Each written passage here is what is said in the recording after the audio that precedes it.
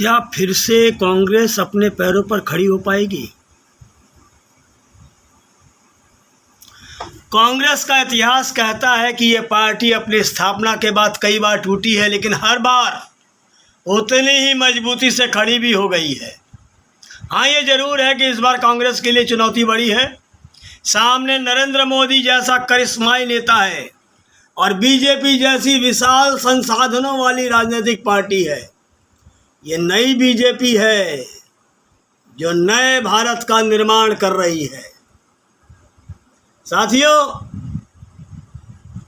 आपसे एक सवाल पूछूं कि देश की सबसे पुरानी राजनीतिक पार्टी कौन सी है? तो आप आसानी से जवाब दे देंगे कांग्रेस।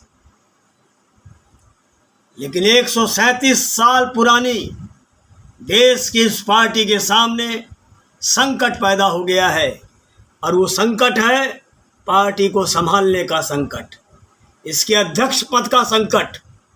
सोनिया गांधी और राहुल गांधी दोनों ही अब कांग्रेस के अध्यक्ष नहीं बनना चाहते।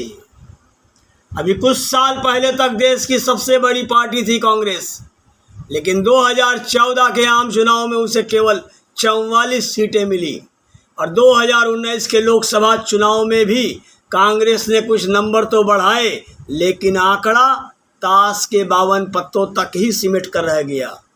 कांग्रेस का ऐसा हाल होने पर सोचता हूं कि पूर्व प्रधानमंत्री रहे बीजेपी के अटल बिहारी वाजपेयी, उनके गीत की कुछ पंक्तियां और उनके एक पुराने बयान का किस्सा भी आपको बताता चलूं। पहली बात तो 1984 की है, जब तत्कालीन प्रधानमंत्री इंदिरा गांधी की मौत के बाद हुए चुनाव में कांग्रेस को सहानुभूति वोटों का खूब फायदा मिला था, और उसने लोकसभा में 400 से भी ज़्यादा सीटें हासिल की, और बीजेपी को मात्र 2 सीटें मिली थी। और उनके नेता अटल बिहारी वाजपेयी खुद भी ग्वालियर की सीट पर हार गए थे। उस समय परिवार नियोजन का नारा बहुत प्रसिद्ध था, हम दो हमारे दो, और यही कहकर उस समय प्रधानमंत्री बने राजीव गांधी ने वाजपेयी और उनकी पार्टी का मजाक उड़ाया था। महाभारत का युद्ध शुरू होने से पहले जो स्थिति अर्जुन की हुई थी, कुछ वैसा ही अटल बिहारी वाजपेयी का हो गया था। उन्होंने भी गांडीव रखने की सोच ली थी, यानी राजनीति से दूर होने का विचार आने लगा था। उन्होंने पार्टी के अध्यक्ष पद से इस्तीफा देने की पेशकश की, हालांकि उनका इस्तीफा अस्वीकार कर दिया गया, लेकिन नाम को सार्थक करते अटल इरादों वाले वाजपेयी ने जवाब दिया था, अंधेरा छटेगा, सूरज निकलेगा, कमल खिलेगा। उनकी दृढ़ता एक कविता में बखूबी झलकती है, जो उनमें भी स्फूर्ति का संचार करती रही। और पार्टी में भी अटल बिहारी वाजपेयी ने लिखा था, टूटे हुए तारों से फूटे बासंती स्वर, टूटे हुए तारों से फूटे बासंती स्वर, पत्थर की छाती में उगाया नव अंकुर, झरे सब पीले पात, कोयल की कुहुक रात, प्राची में अरुणिमा की रेख देख पाता हूँ, प्राची में अरुणिमा की रेख देख पाता हूँ, गीत नया गाता हूँ। टूटे हुए सपनों की कौन सुने सिसकी, टूटे हुए सपनों की कौन सुने सिसकी, अंतर की चीर व्यथा पलकों पर है ठिठकी, हार नहीं मानूंगा, रार नहीं ठानूंगा, काल के कपाल पर लिखता मिटाता हूँ, गीत नया गाता हूँ। अब दूसरी बात जो 1999 में हुई, बीजेपी की सीटें भी बढ़ती गई और एनडीए की सरकार भी बनी, लेकिन सदन में अविश्वास प्रस्ताव न जीत पाने के कारण जब अटल बिहारी वाजपेयी की सरकार गिर गई, तो लोकसभा में विपक्षी दलों ने उनका उपहास उड़ाया था। तब अटल बिहारी वाजपेयी ने लोकसभा में कांग्रेस को संबोधित करते हुए विपक्ष के लिए कहा था, आज आप मेरा उपहास उड़ा लें, लेकिन एक वक्त ऐसा आएगा जब लोग आपका उपहास उड़ाएंगे। अटल बिहारी वाजपेयी की तब कही बात 2014 और 2019 में काफी हद तक सही साबित हुई और उसके साथ ही विधानसभा चुनाव में कांग्रेस की हार और कई जगहों तो बुरी हार ने वाजपेयी की बातों को सही साबित कर दिया।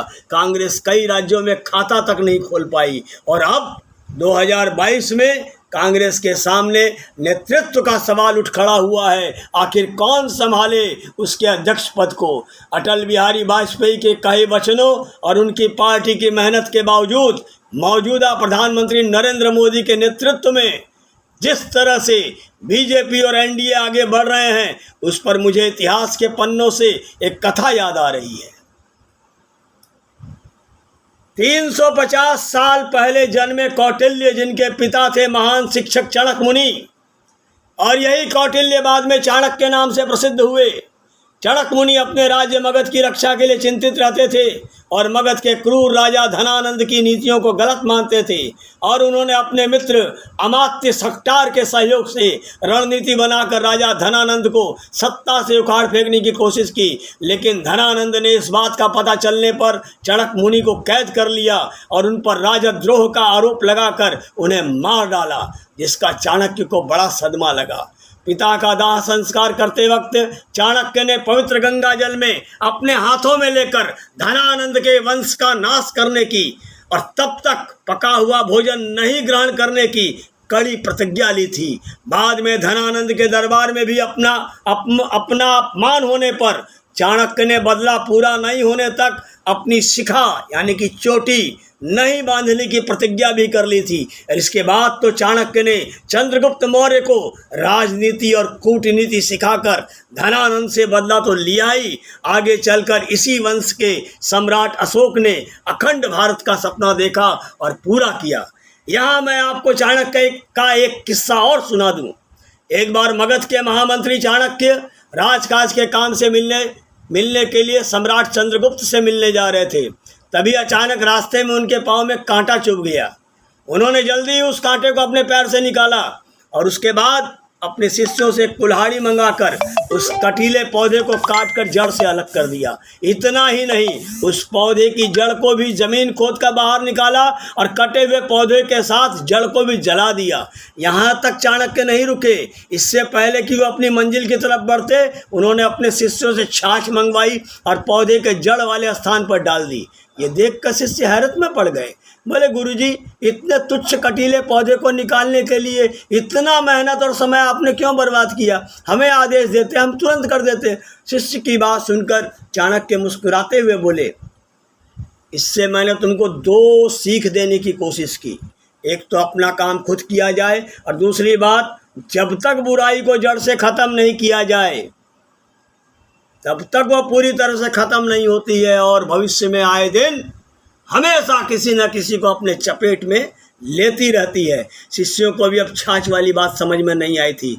उसके जवाब में चाणक्य ने कहा, जहाँ इस पौधे की जड़ थी वहाँ अगर कुछ भी अवशेष रह गया तो ये कटीला पौधा फिर पनप सकता है, लेकिन छाछ डालने से चींटियाँ, कीड़े मकोड़े यहाँ इकट्ठे होंगे और छाछ के साथ जड़ का भी नामो निशान मिटा देंगे और वो कटीला पौधा फिर से कभी पनप नहीं सकेगा। अब इस बात को आज की बीजेपी की कूटनीति और कांग्रेस की राजनीति से संबंध आप स्थापित करते रहिए। वैसे आपको यह बता दूं, 1984 में जिस बीजेपी के खाते में मात्र 2 सीटें थी, उसी भारतीय जनता पार्टी ने 2019 में 303 सीट हासिल की और एनडीए ने 353। कांग्रेस के तत्कालीन अध्यक्ष राहुल गांधी ने पार्टी की हार की नैतिक जिम्मेदारी लेते हुए कांग्रेस अध्यक्ष पद से इस्तीफा दे दिया था और तब से सोनिया गांधी कांग्रेस के अंतरिम अध्यक्ष का पद संभाल रही हैं। अब मामला ये है कि सोनिया गांधी समेत कांग्रेस के ज़्यादातर नेताओं के मुताबिक 2024 के लोकसभा चुनाव को देखते हुए राहुल गांधी को अध्यक्ष पद संभाल लेना चाहिए और राहुल गांधी अपनी पार्टी को ना बोलकर निराश करते जा रहे हैं। दूसरी तरफ सोनिया गांधी ने भी अपने स्वास्थ्य कारणों का हवाला देते हुए फिर से पार्टी अध्यक्ष कुर्सी संभालने से इनकार कर दिया है। सूत्रों के मुताबिक इस फैसले ने कांग्रेस के कई नेताओं का ध्यान अब प्रियंका गांधी वाड्रा पर केंद्रित कर दिया है, क्योंकि संगठन के ज़्यादातर सदस्य अब भी यही चाहते हैं कि पार्टी की अगुवाई कोई गांधी परिवार का ही सदस्य करे। हालांकि इस साल के उत्तर प्रदेश चुनाव में प्रियंका के बेहद खराब प्रदर्शन के बाद भी कई लोगों के दिमाग में है कांग्रेस की प्रियंका वो भी अध्यक्ष बनने से इनकार कर रही है। राजस्थान के मुख्यमंत्री अशोक गहलोत समेत कुछ नामों पर विचार हो रहा है, लेकिन कांग्रेस का अध्यक्ष कौन बनेगा ये कहना मुश्किल है, क्योंकि अंदरूनी खींचतान भी कांग्रेस को गिराने के लिए जिम्मेदार रही है। देश में 2014 से केंद्र में बीजेपी की सरकार है, भारत के 2 राज्यों में कांग्रेस पार्टी की सरकार है। कांग्रेस अपने सबसे बुरे दौर से गुजर रही है। कांग्रेस पार्टी अपने अस्तित्व बचाने के लिए लड़ रही है। एक वक्त था जब देश में सिर्फ कांग्रेस ही थी। देश को आज़ाद कराने के लिए कांग्रेस पार्टी की स्थापना हुई थी। देश को आज़ादी मिली और कांग्रेस ने देश को बनाया भी। अब बात करेंगे कि एक वक्त में देश की पार्टी कैसे और क्यों आज संघर्ष करती हुई दिखाई दे रही है।